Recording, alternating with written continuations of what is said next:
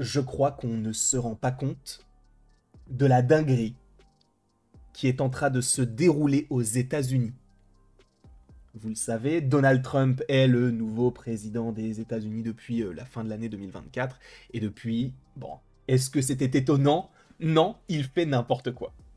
Je vous rappelle que, en tout cas dans le domaine qu'on évoque, puisque je ne suis pas du tout calé parfaitement en politique, et encore moins en politique américaine, mais bon, je sais que je déteste l'homme, je déteste le politicien, je déteste l'homme, le politicien aussi, et je déteste l'homme aussi. Voilà. En gros, je le déteste. Voilà. Mais on n'est pas là pour parler de mes opinions politiques, on est là pour parler de ce qu'il est en train de faire. Parce que, justement, il y a de cela maintenant quelques semaines, on a fait une vidéo sur Donald Trump, qui, justement, eh bien, voulait taxer les pays du monde. Et ce qui nous intéressait notamment dans la vidéo, c'était le marché chinois.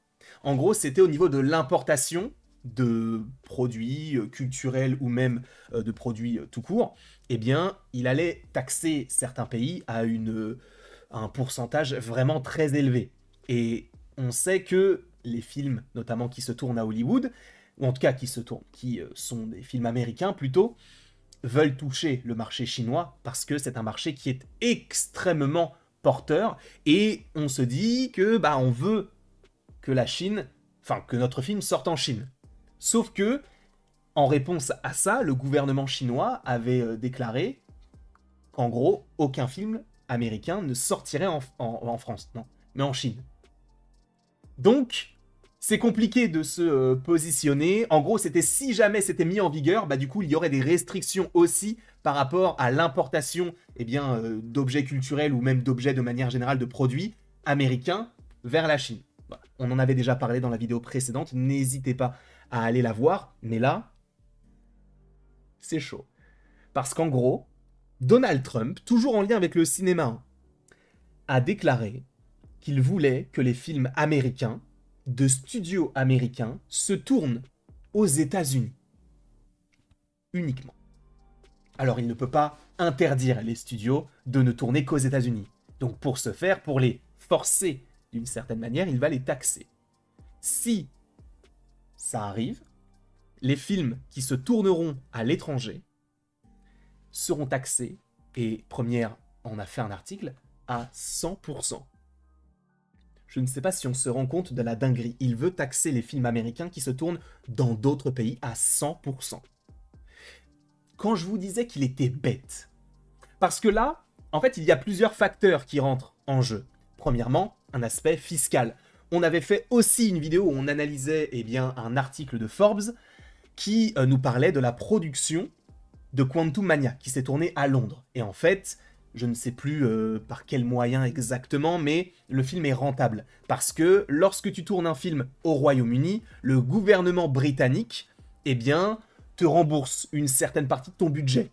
Pour te dire, tu as tourné dans notre pays, ok, on te rembourse une partie. Et je crois que c'est à hauteur de 25%. Ce qui signifie que si Quantum Mania a bel et bien fait environ, on va dire, 200 millions de dollars, ou en tout cas en budget, ils vont leur donner 50 millions, donc 25% de 200 millions. D'accord? C'était un petit peu comme ça que ça fonctionnait, et c'est pour ça que beaucoup de films se tournent notamment dans les studios à Londres. Parce qu'il y a des avantages fiscaux qui sont légaux, mais ça ne plaît pas à Donald Trump, justement.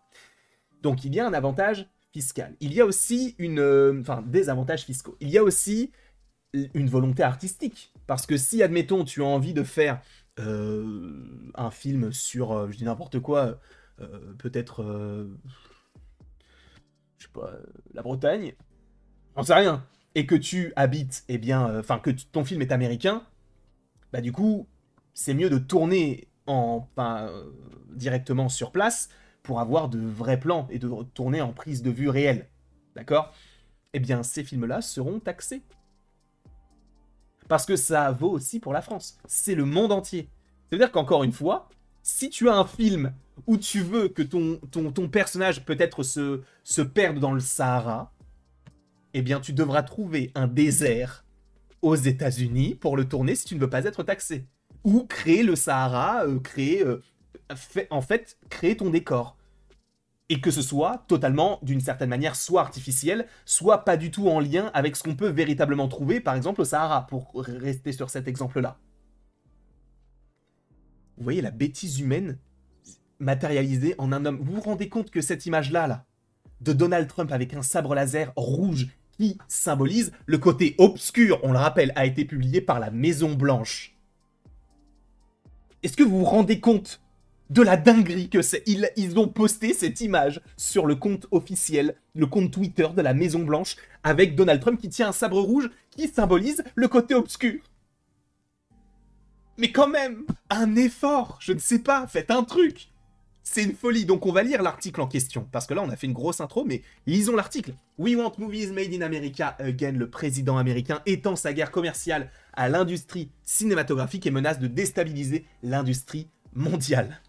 Pas de doute, ça va faire causer sur la croisette la semaine prochaine, tandis que le Festival de Cannes s'apprête à ouvrir ses portes. Donald Trump vient de balancer une bombe qui risque de faire tousser jusqu'aux marches rouges. Alors, en fait, il faut aussi savoir qu'actuellement, il y a des films qui se tournent au Royaume-Uni, comme Avengers Doomsday par exemple. Donc ils pourraient être taxés. On va le lire. Dimanche soir sur la plateforme Truth Social, Donald Trump a annoncé qu'il autorise le département du commerce américain ainsi que le représentant au commerce extérieur à lancer un processus visant à imposer une taxe à 100% sur tous les films produits à l'étranger. Alors sachez que pour l'instant c'est pas mis en vigueur. C'est qu'en gros on lance le processus. Donc on verra si ça arrive bel et bien. Il y a des chances, mais c'est possible que ça n'arrive pas. Et pas que pour les films chinois ou russes, tous les films étrangers, du coup aussi en France. L'industrie du cinéma en Amérique meurt à toute vitesse, écrit Trump. Les autres pays offrent toutes sortes d'incitations pour attirer nos réalisateurs et studios. C'est un effort coordonné, c'est une menace pour la sécurité nationale. Et en plus de tout, c'est de la propagande. Mais on est où là, frère? On est où?